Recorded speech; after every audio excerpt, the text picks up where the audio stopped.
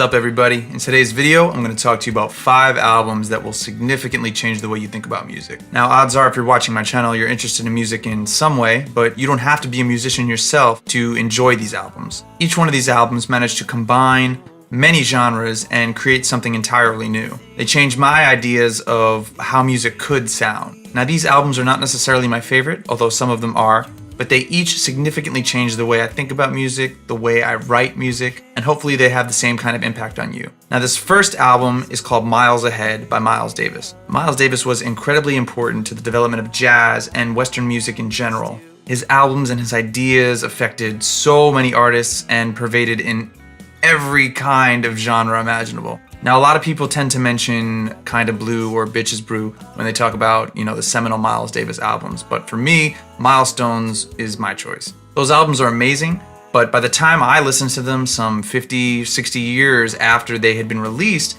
they sounded dated to me. I had already heard albums that sounded like Kinda Blue. I had already heard albums that sounded like Bitches Brew. When I first put on Kinda Blue, I really didn't even understand what the big deal was because to me at that point in time, very early in my jazz listening career, that's how all jazz sounded to me. That's how I knew jazz, that's the stereotype of jazz, that cool kind of jazz sound is what I had grown up assuming jazz was. But what I forgot to consider was that before those albums were released, nothing sounded like that. Those albums were so revolutionary and the ideas in them didn't exist before those albums came out. But for me, Miles Ahead is so important because I haven't heard anything like this album before. The album is beautifully arranged and Miles wrote it as a continuous suite. Each track dovetails into the track before and after it. The album was arranged by Gil Evans, who would go on to arrange many more things with Miles, including Sketches of Spain, which is another incredible album. Now oftentimes with jazz records, the track lengths are over 5 minutes, usually closer to 10. That can be a little intimidating for people who are new to jazz, and these albums, Kinda Blue and Bitches Brew, they're seminal albums, but they all have track lengths that are well over 5 minutes. The most appealing thing to me about Miles Ahead is that the average track length is around 3 to 3.5 minutes. Now even though it was written as a continuous suite, many, if not all of the tracks can be enjoyed as a standalone piece of work. Although you shouldn't do that and you should listen to the whole thing straight through because it's really good. On this album, Miles actually plays the flugelhorn instead of the trumpet, and he's the only featured soloist throughout. The music was written for a 16-part ensemble of woodwind and brass players. Additionally, Miles was accompanied by Art Taylor on drums, Wynton Kelly on piano, and Paul Chambers on bass. My favorite thing about this album and Sketches of Spain, the albums where Miles experiments a little bit with what's traditionally accepted in a jazz record, is that he manages to combine the best elements of jazz with the best elements of classical music. This album in particular, and a few of his subsequent releases, were dubbed as third stream, which is the fusing of this type of jazz with classical music. Now depending on who you talk to, some people might not like that label, but there's no doubt in anyone's mind that this record manages to combine so many different facets into something that's truly amazing. You should definitely check out all the other Miles Davis albums that I mentioned if you enjoy this one, but the main album in particular that I was talking about earlier is called The Black Saint and the Sinner Lady by Charles Mingus. That album takes everything that this album does and magnifies it by like 25,000. It is really incredible. There's nothing I've heard that's like it, but Miles Ahead is a bit more digestible than that one. So if you really enjoy this album, check that out and I promise you won't regret it. Second album, number 2, if I'm pronouncing this right, is Ágætis byrjun by Sigur Ros. It's a mouthful, but they are an Icelandic band and this album clocks in at a whopping 71 minutes. It's definitely for those who aren't afraid of trying new things. The first word that comes to mind when I think of Ágætis byrjun is atmospheric. Now, as pretentious as that may sound, every instrument, including the voice, work together as part of a larger entity. No single element is really more important than the other, and they all blend together to create these rich textures that just kind of surround you. Nothing really seems out of place, and everything seems very calculated. Every note and texture and even soundbite help to contribute to the mood of the album. Everything on this album seems to me to have a purpose, and the exclusion of any one particular facet would greatly change the impact of it. I think a big reason for the focus on the bigger picture, the focus on these really atmospheric songs, is the post-rock nature of the band itself. And for anyone that doesn't speak Icelandic, I think it helps to not be able to understand the words because the voice is just another instrument, and the layers and layers of harmonies that the singer adds on top help to create that even more. The instrumentation on this album is rich and dense, but at other times sparse and minimal. There's an incredible dynamic range on this album that allows tracks to build and then finally collapse upon themselves. Every new instrument that gets added never seems to feel out of place. Like Miles Ahead and The Black Saint and the Sinner Lady, many themes that are presented throughout this album are repeated over the course of its duration.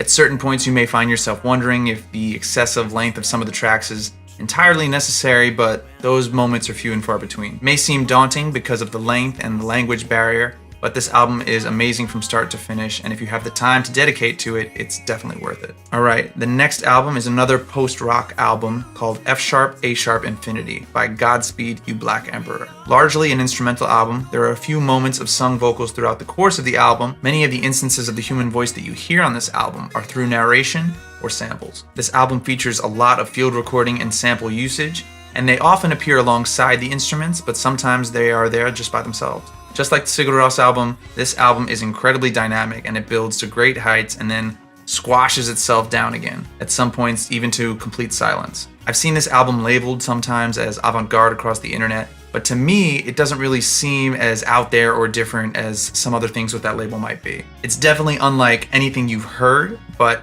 to me, it's not the same thing as a Mr. Bungle record or that level of weird. Although I fucking love Mr. Bungle. Though this album isn't as long as Ágætis byrjun, I found it much more difficult to get through. I think the reason for that is that these tracks are much longer, some of them almost 20 minutes long, and there's a lot less to hold on to. There's not a lot of singing, and these tracks don't feel like songs in the same way that the Sigur Ros album did. A lot of this album seems like you're just sitting and listening and observing what's happening around you. Things that you didn't think could necessarily be musical find their way into this album and work. It's definitely not for the faint of heart, and it requires a lot of patience and persistence to get through this album, but I found it incredibly rewarding. It's not something you can passively listen to, and you need to devote your full attention to it, but it's definitely worth it. The way these tracks evolve and incorporate samples and field recordings is refreshing, and it could definitely give you a new perspective on what can be considered musical. This next album should come as no surprise to anyone who has watched my channel. It is Abbey Road by the Beatles. Now, this song is just as full of Beatles songs that you know, as well as those you've never heard of before. Classics such as Here Comes the Sun, Something, Come Together, and Oh Darling, they are all scattered throughout the first half of this album. The second half of Abbey Road is written as a medley, a continuous suite in the same way that Miles Ahead and The Black Saint and the Sinner Lady and parts of the other two albums I talked about are. This was the first Beatles album I ever listened to and my first experience with them outside of, the big hits, and it totally and completely blew my mind. I really didn't know that much about the Beatles, but after this album I became obsessed with them and I listened to everything I could get my hands on. If you've never listened to a Beatles album before, there might be better choices as a first album, but this album is incredible from start to finish and you need to check it out at some point. Before this album, I was obsessed with Metallica, obsessed with every kind of metal. I only wanted to play lead guitar, but this completely changed. This is the album that made me sing. This is the album that made me start writing songs. It totally changed everything about the way I thought about music. It taught me that great music doesn't have to be show-offy. It doesn't have to be virtuosic. You can accomplish just as much in a 3-chord song like Here Comes the Sun as you can in a sweeping metal epic. There's so many things that this album does well. The songwriting, the harmonies, the arrangement, the overall musicality, the blending of all these genres. I had never heard anything like this before, and if you've never listened to this album fully, then you haven't either. If you're someone who's obsessed with guitar, or obsessed with piano, or obsessed with one aspect of music, this will change that, and it'll make you think about things in a completely different way. The last album on my list is Dark Side of the Moon. Now, Abbey Road and Dark Side of the Moon are hugely, massively popular albums that many of you have probably heard before, but I had to include them on this list because if you haven't listened to them, they will significantly change the way you think about things, and for me, they were huge sources of inspiration. In my opinion, Dark Side of the Moon is the only album of the 20th century that manages to successfully combine classical music and modern rock. It really is just one continuous work of art. It constantly reminds you of both musical and lyrical themes that it has talked about already. The songs function as individual units as well as a larger piece. It explores so much of what it is to be human. Love, death, the passage of time, greed, these are all concepts that are talked about throughout Dark Side of the Moon. And the music that accompanies them embodies what each theme presents. At the time, many of the concepts and recording techniques included in this album were considered revolutionary. Now, like the Miles Davis album that I talked about earlier, None of these may seem foreign to you, but at the time, a lot of these techniques had never been used before. Song structure on this album is definitely unique, and it's not so much the traditional verse, chorus. There are long instrumental breaks throughout the whole album. Every member of the band, every instrument is serving the song, is serving the larger piece. Each track is about the evolution of that particular moment, developing it, and the ability to express these ideas in more than just words. Now, there are many albums that I personally love more than this and listen to much more frequently, but this is a whole nother category. In my opinion, this is true art. This is what all musicians should aspire to write. It's one of my favorite albums of all time, and if you've never heard it before, you are in for something incredibly special. And that's the video. Those are my choices for albums that significantly changed me. What albums have shaped you or changed you? I want to do a part 2 of this maybe at some point, so give me more albums that you'd like to see. I'll check them out. There's tons of albums I didn't include in this, but let me know your favorites, let me know which ones I missed, and I'll see you next time.